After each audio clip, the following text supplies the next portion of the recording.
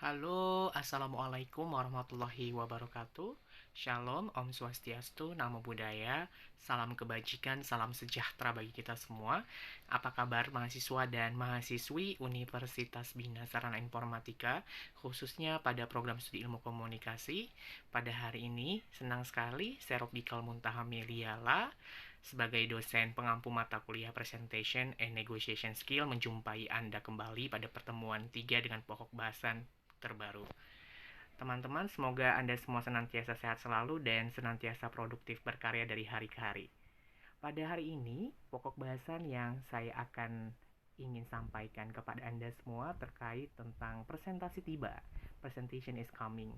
Jadi, ada beberapa faktor yang akan mempengaruhi atau menjadi pemicu kita akan sukses dalam presentasi. Di antaranya adalah awal. Awal itu berarti berhubungan dengan persiapan atau mengawali presentasi dengan baik adalah hal yang menjadi taruhan separuh kesuksesan kita sebagai presenter atau sebagai seorang komunikator atau public speaker. Jadi, pada awal presentasi, hindari untuk mengawalinya dengan meminta maaf. Mengapa? Karena dengan Anda sering menyebutkan minta maaf di awal presentasi, akan terlihat dan memberi kesan kepada penonton bahwa Anda tidak percaya diri dengan kemampuan Anda dan juga terlalu permisif. Yang kedua, hal yang perlu dilakukan dalam mengawali presentasi adalah memperkenalkan diri sendiri sesuai dengan hadirin yang dihadapi. Dan jelaskan kapasitas Anda berbicara atau presentasi pada saat itu sebagai siapa dan sampai sejauh apa pokok bahasan yang akan Anda sampaikan. Lalu yang kedua, faktor yang akan mempengaruhi kesuksesan dalam presentasi adalah suasana hati atau mood. Ini menjadi pemicu sekali karena berasal dari faktor dari dalam diri manusia itu masing-masing. Jadi kita harus pintar-pintar untuk menjaga hati sebelum menyampaikan pesan kepada orang lain atau melakukan presentasi. Karena dengan suasana hati yang baik itu akan menunjang penampilan kita terlihat lebih profesional. Kemudian kita akan dapat menentukan derajat formalitas yang tepat sesuai dengan konteks acara dan target audiens yang dihadapi. Lalu kita akan memberikan antusiasme yang terkendali, tidak terlihat kusut, tidak terlihat pusing atau kebanyakan pikiran. Kemudian dengan mood atau suasana hati yang baik, kita akan lebih mudah untuk menarik perhatian orang, kemudian mendorong semangat penonton untuk tetap fokus mendengarkan apa yang kita sampaikan.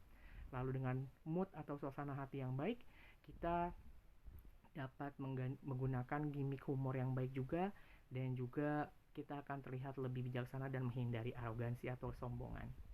Yang ketiga, faktor yang tidak kalah pentingnya adalah faktor suara. Ini jelas sekali karena dalam melakukan presentasi ada komunikasi lisan yang menjadi poin atau senjata yang kita pakai. Dengan suara yang baik, maka dapat mempengaruhi orang supaya memperhatikan kita dari awal sampai akhir.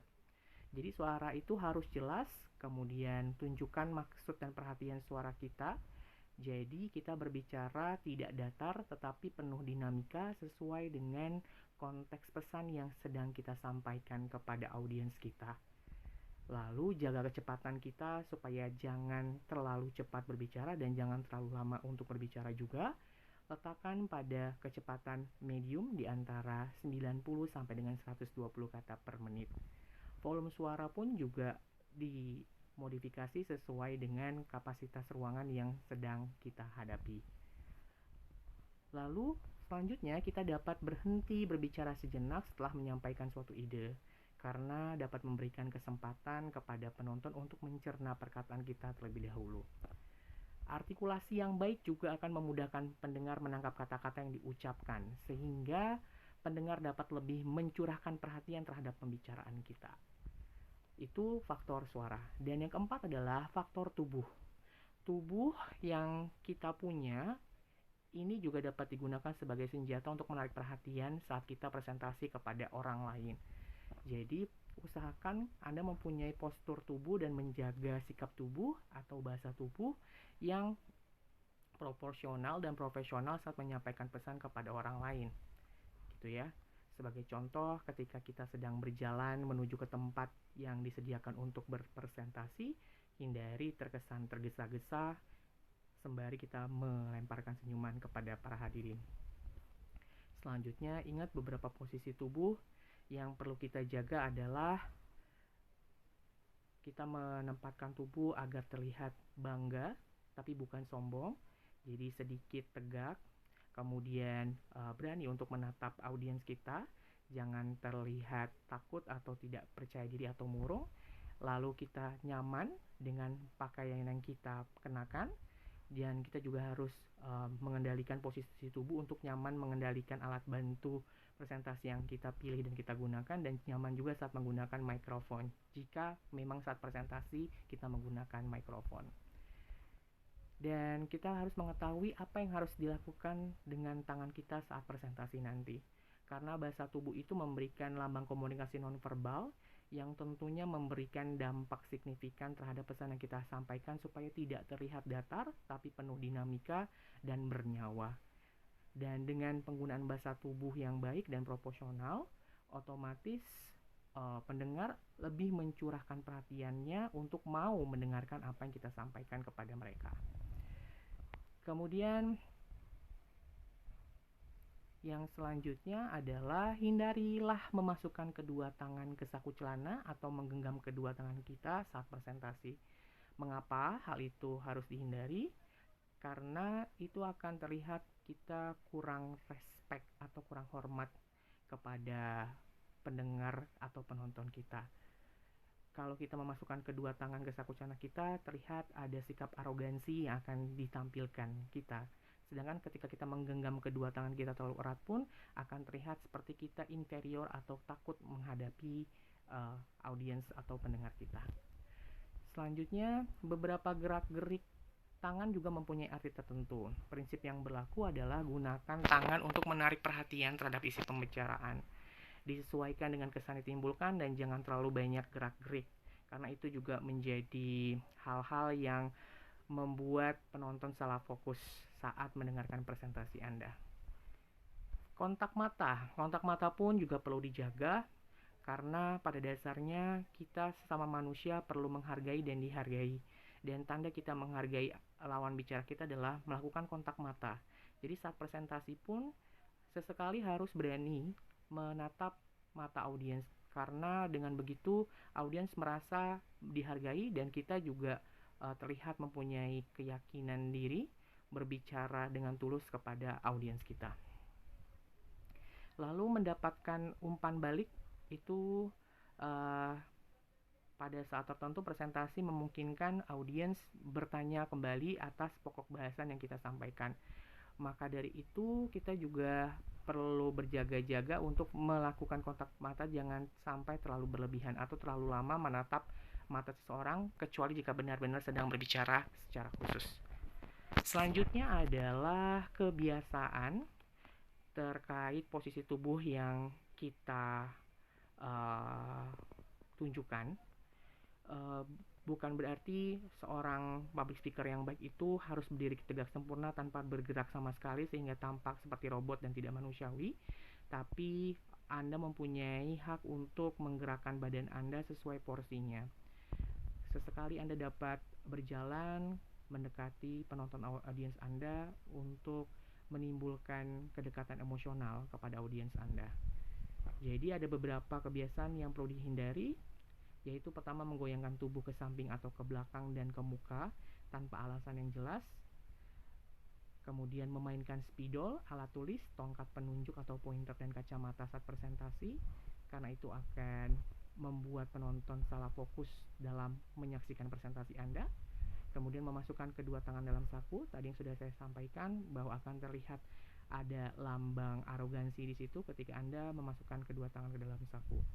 Kemudian mengulang-ulang gerak isyarat yang tidak ada artinya, dan berjalan hilir mudik ke sana kemari itu juga jangan sampai dilakukan tanpa ada alasan yang jelas.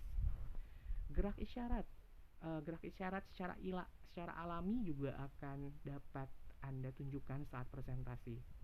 Tapi kalau kita tidak merasa pasti dengan gerak isyarat yang kita gunakan, maka sikap yang paling bijak adalah membatasi gerak isyarat tersebut sampai kita mampu mengembangkan pengalaman dan rasa percaya diri kita.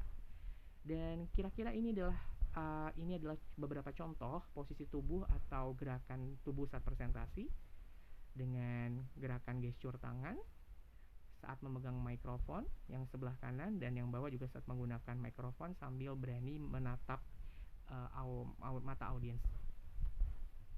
Kemudian penggunaan alat bantu, ini juga hal yang paling penting untuk dipertimbangkan, karena lagi-lagi perbedaan presentasi dengan pidato adalah penggunaan alat bantunya. Jadi ada beberapa anjuran dan larangan dalam penggunaan alat bantu. Di antaranya adalah hal-hal yang menjadi anjuran. Yang pertama, mengecek garis penglihatan di kedua sisi hadirin. Yang kedua, menggunakan tongkat penunjuk atau pointer. Yang ketiga, menulis, kemudian bacalah yang telah Anda tulis. Yang keempat, menulis dari samping, karena Anda perlu menjaga sikap tubuh supaya tidak membelakangi audiens. Dan menulis tulisan yang benar-benar dapat dibaca. Jadi pastikan huruf yang Anda tulis di papan tulis itu dapat dibaca oleh audiens Anda. Kemudian yang keenam, mencakup butir-butir pada daftar sampai Anda tiba pada intinya. Yang ketujuh, singkirkan alat bantu setelah semuanya telah dipakai. Dan ketika menggunakan alat bantu, janganlah Anda melakukan hal-hal berikut, atau ini adalah hal-hal yang tidak dianjurkan untuk dilakukan. Pertama, menghalangi flip chart. Flip chart atau layar untuk menayangkan gambar dari proyektor. Kemudian berbicara lebih dahulu dan kemudian baru menuliskan. Jadi lebih baik Anda menuliskan terlebih dahulu, baru berbicara. Dan yang ketiga, berbicara dan mata memandang ke layar atau ke papan tulis, dan terkesan acuh kepada penonton atau pendengar yang melihat Anda. Jadi terlihat presentasi Anda terlalu based on text atau terlalu naskah sekali, sehingga tidak memperhatikan interaksi dan kontak mata dengan audiens yang Anda hadapi. Yang keempat, berbicara sementara selebaran sedang diedarkan. Jadi ketika ada media kit ataupun bahan presentasi yang dibagikan secara fisik atau hard copy kepada audiens Anda, berikan waktu untuk membagikannya terlebih dahulu, baru Anda mulai berbicara. Jangan dilakukan sekaligus atau berbarengan. Yang kelima, menunjukkan sesuatu hal dan berbicara tentang sesuatu yang lain. Yang keenam, memberikan handout atau selebaran di awal presentasi. Lalu yang kelima, faktor yang mempengaruhi suksesnya presentasi adalah pengaturan waktu atau bagaimana Anda dapat bersikap disiplin. Sebagai pembicara, kita harus dapat mengatur ritme waktu pembicaraan sehingga tidak melampaui ataupun terlalu cepat dari waktu yang disediakan. Jadi latihan atau gladi resik itu adalah hal yang penting. Selagi Anda melakukan gladi resik, silahkan Anda tekan juga timer Anda atau stopwatch Anda untuk memperhatikan dan mengukur kira-kira presentasi itu diselesaikan sampai berapa menit. Apakah sudah sesuai dan memenuhi durasi waktu yang ditentukan oleh panitia atau penyelenggara. Yang keenam adalah kesimpulan. Saat presentasi, bagian tidak kalah pentingnya adalah membuat kesimpulan, yaitu bagian akhir dari suatu presentasi yang memiliki arti penting. Di antaranya adalah melakukan gebrakan, jangan dengan merengek-rengek, disesuaikan dengan tujuan kita. Lalu kita selalu dapat disalahkan untuk mengakhiri presentasi dengan diam atau berakhir secara tiba-tiba dan tak terduga. Kita jangan meninggalkan keraguan-raguan bahwa sesungguhnya kita telah sampai pada akhir presentasi. Jadi buatlah kesimpulan yang menarik dan juga memberi arti dengan cara melakukan pembakaran semangat di akhir acara, atau memberikan pertanyaan kembali kepada penonton atau audiens sebagai bahan renungan dan perlu kita jawab bersama-sama karena sifat presentasi Anda adalah persuasif atau himbauan. Demikian hal yang perlu saya sampaikan terkait faktor-faktor yang mempengaruhi kesuksesan presentasi. Semoga bermanfaat. Terima kasih. Assalamualaikum warahmatullahi wabarakatuh.